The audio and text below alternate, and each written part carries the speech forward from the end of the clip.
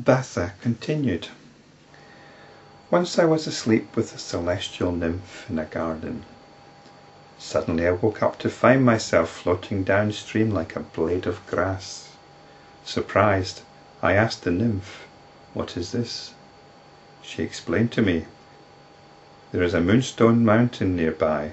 When the moon rises, the springs that issue from that mountain swell, and there is a sudden flood.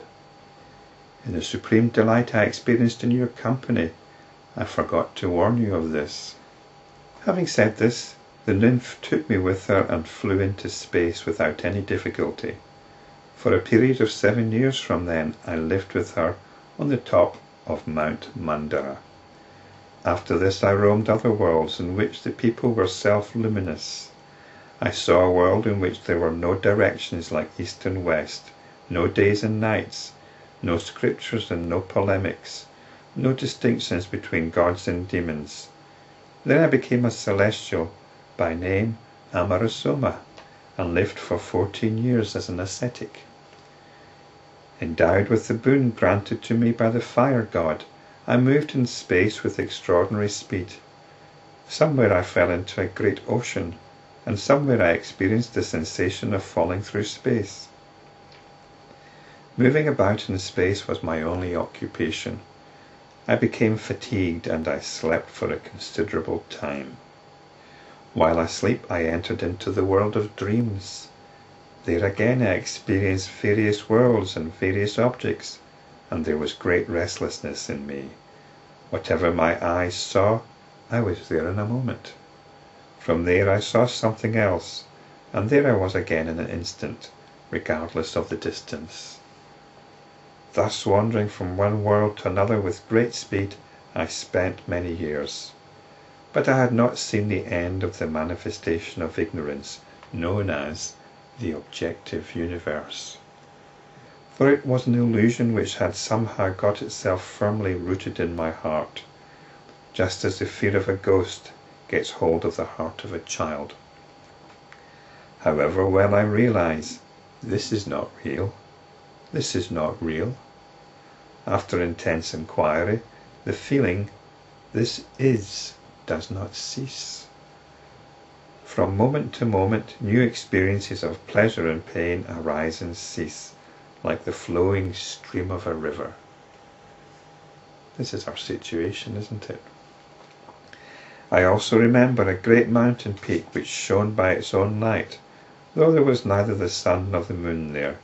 It was so beautiful that it charmed the heart of those sages who loved to live in solitude. Even in the midst of all the experiences that are going on, all the amazing, wonderful experiences, there's the occasional realization of the nature, the true nature of the illusion that we're experiencing. But even once we realize it, we still come back to it. We still get caught up in the desire for experience. Bhasa continued. I shall now relate to you another great wonder, which I saw in another world. There is a shining world in the great space, which is beyond your reach. That world is as different from this as the dream world is different from the world of the waking state experience. So it's another dimension altogether. While I was roaming that world in order to find the extent of the objective universe, I noticed a gigantic shadow enveloping the whole of that earth.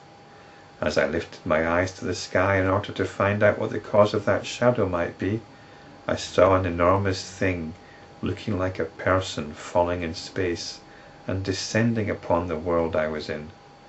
It even hid the sun so effectively that the world was totally enveloped in darkness.